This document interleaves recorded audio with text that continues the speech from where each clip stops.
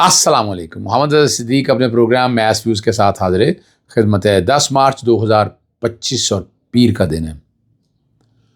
اچھا، کچھ ایسی چیزیں علیمن گنڈا پور کے بارے میں میں سمجھتا ہوں اس طرح کی باتیں جو ہے نا، یہ کچھ مسائل پیدا کر سکتی ہیں. جو باتیں آ رہی ہیں سامنے، اور سپریم کورٹ نے 9 مئی کے اور 10 مئی کے جو آئندہ ہفتے مقرر جو تمام مقدمات ڈی لسٹ کر دیے ہیں. اور آج کیا ہوا ملٹری کورٹس والے کیسز میں کیا ہوا، اور بشا بی بی کے کیس میں سب سے جو بڑی بات ہے، ایاز امیر، سمیع ابراہیم، جمیل فاروقی، مقدس اوان، شاکر اوان، پنجاب یونیورسٹی والا جو پنجاب کالج والا جو معاملہ تھا، اس میں پیکا ایکٹ کے تحت جو مقدمات درج تھے، آج انویسٹیگیشن آفیسر سارے کو آ گیا کہ کسی کی ضرورت نہیں ہے، اور وہ تمام جو ہے ضمانتیں واپس لے لی گئی ہیں.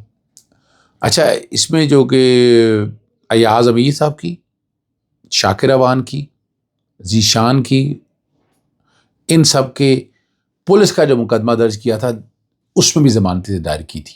ایک تو ایف آئی اے کے حوالے سے تھا اور ایک یہ تھا. تو ایف آئی اے والے بھی ضمانتیں واپس لے لی، وہ جو کہ کہہ دیا کہ کوئی چاہیے نہیں، کوئی ریکوائرمنٹ نہیں، کوئی ان کی انوالومنٹ نہیں ہے. اس طرح پولیس نے بھی یہی بیان دیا. تو اس بنیاد کے اوپر جو ہے وہ ضمانتیں واپس لے لی. ایاز امیر صاحب بھی آئے ہوئے تھے، سمیع ابراہیم صاحب بھی آئے ہوئے تھے، جمیل فاروقی بھی تھا، مقدس اوان بھی وہاں عدالت میں موجود تھی. تو یہ سارے لوگ جو ہے آج عدالت میں موجود تھے F I A special court کے اندر. تو پیکا لاء کے تحت خود مختاری، آزادی، سارا کچھ حاصل ہے. جو مرضی کریں، سیاہ کریں، سفید کریں، کوئی بات، یعنی میں کوئی مایوسی کی بات نہیں کر رہا ہوتا، آپ تک سچ بتانے کی کوشش کر رہا ہوتا ہوں. اب صدیق جان نے علیمین گنڈا پور کے حوالے سے گفتگو کرتے ہوئے ہے کہ اب یہ بات اب اس تھرڈ بندے سے کوٹ ہوئی ہے کہ ذکر کرتے ہوئے کہا کہ جب وہ جیل سے باہر آئیں گے تو علیمین گنڈا پور کو اب سی ایم شپ سے نہیں ہٹائیں گے، سیدھا پارٹی سے نکال دیں گے. اب یہ بات اب سامنے آئی ہے. میں اس بارے میں میرا اپنا نقطہ نظر ہے. میں سمجھتا ہوں کہ نہیں، علیمین گنڈا پور جتنے بھی حالات میں جس طرح لے کر چل رہا ہے وہ اس سے بیسٹ نہیں ہو سکتا. باقی کام دیکھیں نا، ہم سارا کچھ اس پہ مت ڈالیں. باقی پارٹی لیڈرشپ کے حوالے سے باتیں بہت سی ہیں، پنجاب کے حوالے سے باتیں بہت سی ہو رہی ہیں، اور ان باتوں کا جواب تو دینا ہے نا. یہ بات ذہن میں رکھیے گا. چلیں 9 مئی اور 10 مئی کے حوالے سے آئندہ ہفتے تمام مقدمات جو ہے نا ڈی لسٹ ہو گئے. حکومت نے کیس کے لیے نیا وکیل مقرر کیا ہے، اور یہ ڈی لسٹ کہیں یا کہہ دیں کہ مہلت مانگ لی، تیاری کے لیے مہلت مانگی، استدعا منظور کر لیا، اور ڈیٹ بھی دیکھے کتنی لمبی دی ہے، عید کے بعد. یعنی ابھی عید بہت دور ہے، ابھی تو 20 دن کے قریب پڑا ہوا ہے. 20 دن کے بعد شاید یہ بات موقع آئے گا کہ جب عید آنی ہے. ذوالفقار نقوی سپریم کورٹ میں کہا ہے کہ وکیل ابھی مقرر کیا ہے اور وقت دیا جائے. چیف جسٹس یحییٰ فریدی نے مکالمہ کیا ان کے ساتھ کہ گزشتہ سماعتوں پر ایڈیشنل پروسیکیوٹر پیش ہو کر وقت مانگتے رہے، آج آپ وقت مانگ رہے ہیں، ایسے نہیں چلے گا. کینسلیشن کے بیل کے سارے معاملات تھے اس میں. یہ تو کوئی اتنی لمبی بڑی راکٹ سائنس نہیں تھی. یاد ہے کہ سائفر کے کیس میں، پھر توشہ خانہ کیس میں بھی سرکاری پروسیکیوٹر رہ چکے ہیں، اور میں بڑا اچھی دوست ہے ہمارے. اور اب پتہ نہیں ہے 9 مئی کے کیسز کے حوالے سے جو بات کہہ رہے ہیں کہ کئی 100 مقدموں میں فیس کو کبھی تذکرہ کرتا نہیں، مجھے اچھا نہیں لگتا، لیکن ایک رقم کی بات ہو رہی ہے اور کوئی کروڑوں روپے کے قریب بات ایسی ہو رہی ہے. لیکن میں پیسوں میں اتنا انٹرسٹڈ نہیں ہوتا، میں تو صرف اتنا چاہ رہا ہوں کہ یہ کام آئے. عمران خان مشرفی کے خلاف مقدمہ پر 55 کروڑ کے قریب فیس ادا کی گئی ہے.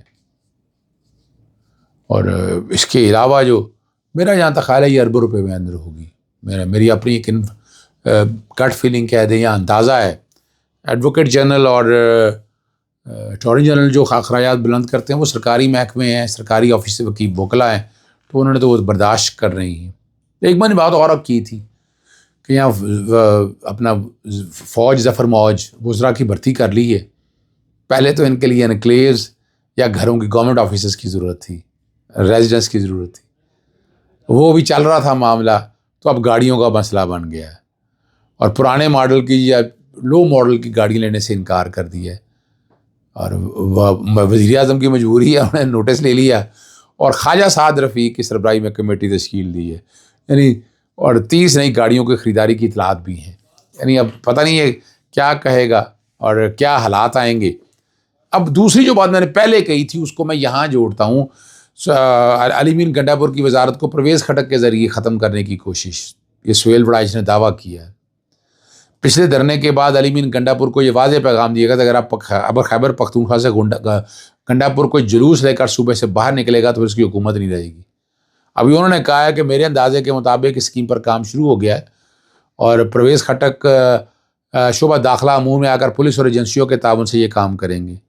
یعنی مجھ سے نقوی نہیں کر سکا, اب یہ کام کریں گے. میں نہیں اس بات سے اتفاق کرتا, لیکن سفارش پہ آئے لوگوں کی حیثیت ہی کیا ہے. پرویز خٹک کو تو نون لیگ کے لوگ پسند ہی نہیں کرتے, اور پرویز خٹک کیا ہے سارے معاملے کو اس طرح سے حل کر رہے ہیں کہ صوبائی حکومت کا معاملات میں انٹرفیئرنس ہے, وہ بڑا مسئلہ بنے گا ان کے لیے. میں نہیں سمجھتا کہ وہ اپنے مقاصد میں کامیاب ہو جائیں گے. پارٹی میں توڑنے کے حوالے سے کسی حد تک ہو سکتا ہے کہ وہ ایک سرکاری عہدے پہ آ گئے ہیں اور کوئی لے اور دو کی باتیں ہوں تو وہ ایک علیحدہ ایشو ہے. پاکستان تحریک انصاف پھر اکمل باری نے, یہ پاکستان تحریک انصاف کے حوالے سے تو میں نہیں کہہ سکتا, اکمل باری نے مینار پاکستان جلسے کی اجازت کے لیے ہائی کورٹ سے رجوع کر لیا اور چیف سیکرٹری پنجاب دیگر کو فریق بنایا گیا اور 22 مارچ کو کہہ رہے ہیں شام 8 بجے سے رات 12 بجے تک جلسہ کرنا ہے. اور میں نے اس میں پہلے بھی آپ کے سامنے رکھی تھی بات یہ کہ سوال یہ جو ہم آتے ہیں نا ہر جلسے جلوس کے اوپر, آپ کو جیسے 144 چیلنج کیا ہے, نظر بندی کے آرڈر چیلنج کیا ہے, اس کے حوالے سے بھی ذرا کھل کے سامنے آنا چاہیے.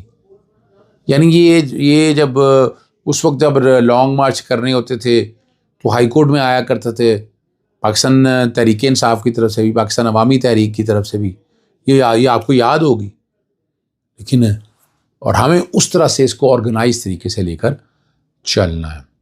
شوکت خانم ہسپتال کے خلاف گھٹیا مہم جو چلانے والے جانتے ہوں گے کہ اس کی مالیت کی شفافیت کے بارے میں دنیا بہترین سرٹیفکیٹ جاری ہو چکی, اور پاکستان میں اپنی نوعیت کا پہلا ہسپتال تھا جو صرف کینسر کے لیے بنایا گیا.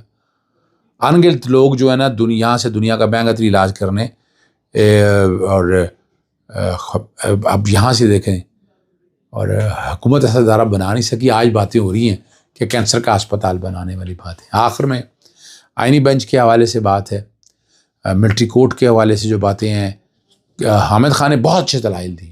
حامد خان سیزن لائر ہیں, لوگ ان کے بارے میں بڑی باتیں کرتے رہے, لیکن بہت انہوں نے جو ایک بات آج کہی ہے نا کہ کسی بھی حالات میں سویلین کا فوجی عدالتوں میں ٹرائل نہیں کیا جا سکتا, اور فوجی عدالتیں آئین میں ترمیم کیے بغیر بن نہیں سکتی, اور فوجی عدالتوں سے متعلق 21ویں ترمیم چیلنج کی گئی تھی.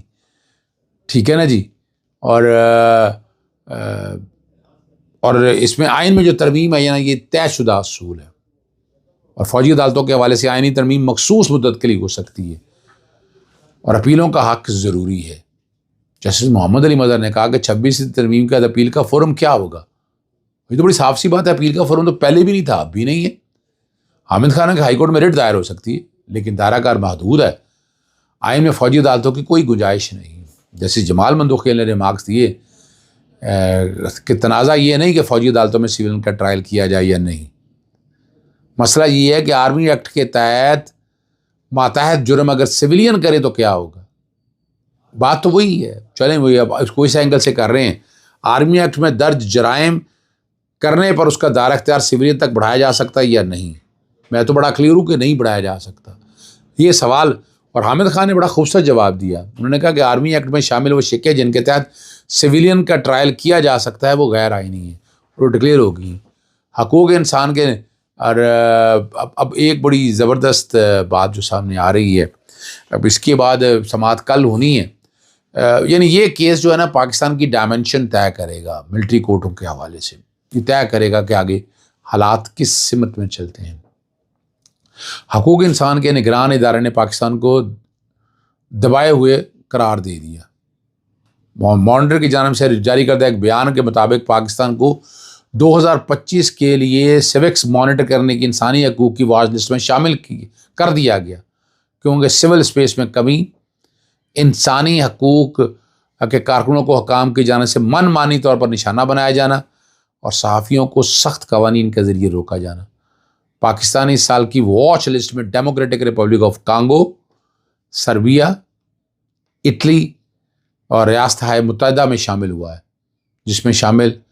جس میں شہری آزادیوں میں تیزی سے کمی کا سامنا کرنے والے ممالک کی فہرست دی گئی ہے۔ انہوں نے اپنے ویب سائٹ پر پاکستان کی حیثیت کو دبائے ہوئے کے طور پر درج کیا ہے، اور اس کی فکر کس کو ہے؟ کسی کو کوئی فکر نہیں۔ آپ کی عدالتیں بھی بے بس ہیں، سسٹم بھی بے بس۔ اجازت چاہتا ہوں، السلام علیکم، اللہ حافظ، پاکستان زندہ باد۔